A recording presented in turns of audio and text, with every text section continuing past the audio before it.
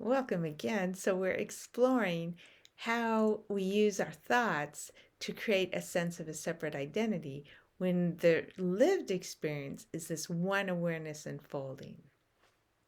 And so, I've, since I had that very, very clear scene for those few weeks where all the independent identity thoughts fell away, it's become really easy for me to pick up, oh, there's an independent identity thought, and notice the pain that they cause, and then feel just this natural draw to let them go. So I'm sharing that in the case that it can help you if you want to have a more gradual experience of noticing this one awareness unfolding, or you want to deepen into the noticing of this one awareness unfolding. It's already there. We can't take ourselves out of it, but we can notice it more clearly. Then, by noticing these kinds of thoughts, you can actually allow those thoughts to get less. So, one example is check and see what is a story that you retell, some experience you've had, and now you notice you're telling it for the fourth time, the fifth time, the sixth time. Anytime you're retelling an experience that many times, it's almost certain that it is actually something that helps build the independent identity. So you can check and see what feeling comes up. What quality are you affirming with that story? So I'm going to give a couple examples here. One example is we have a friend, Fred, let's say, and uh, when you ask him questions one-on-one, he'll share something about his life.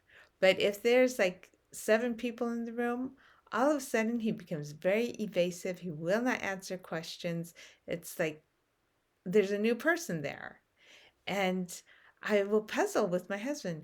Why is Fred so afraid? What is he expecting is going to happen to him? Why does he become so evasive about himself in this group? And I've noticed now that I've thought that, 4 or 5 times. Aha. So why am I making this observation about Fred? Well, the feeling tone it gives me is that I'm more fearless compared to Fred. Isn't that interesting? So anytime I'm making a comparison, there's the way of validating that this independent identity is somehow more fearless than that one, which is none of that's true, right? None of that is true. All there is one unfolding, and right there's in the whole unfolding, there's this evasiveness, and here there's curiosity, but this is one unfolding, balancing itself, interplaying with itself, dancing with itself, and it has that evasiveness and it has that curiosity. So here it's just as potential to have fear because it's present in the whole. Not very deeply, because once you probe very deeply, there's no more fear. But on the surface, there's this fear dance that can be anywhere in this whole system. Kind of seems to dance around.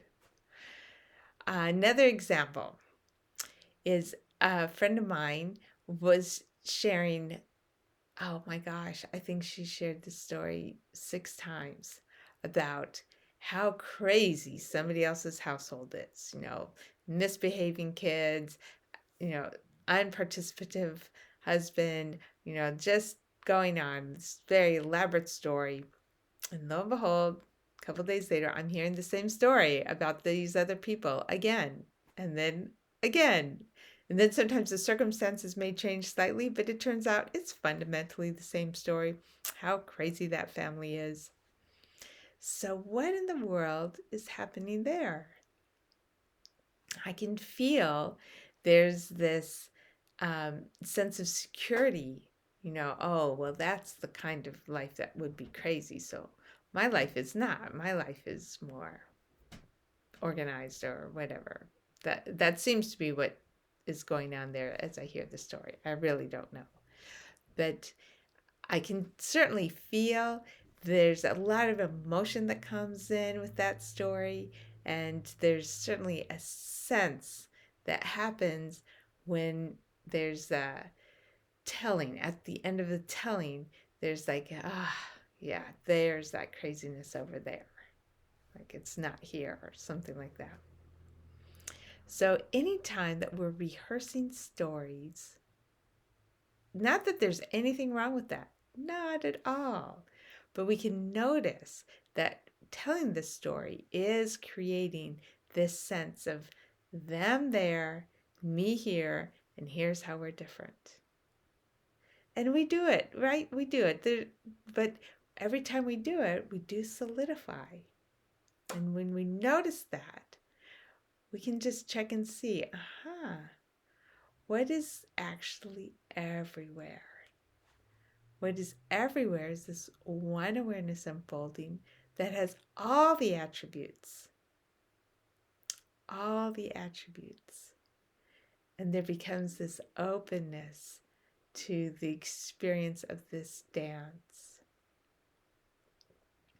So you can just check if you're interested in being able to tune in more easily to this one awareness unfolding and see, is there a story that you found yourself telling again and again?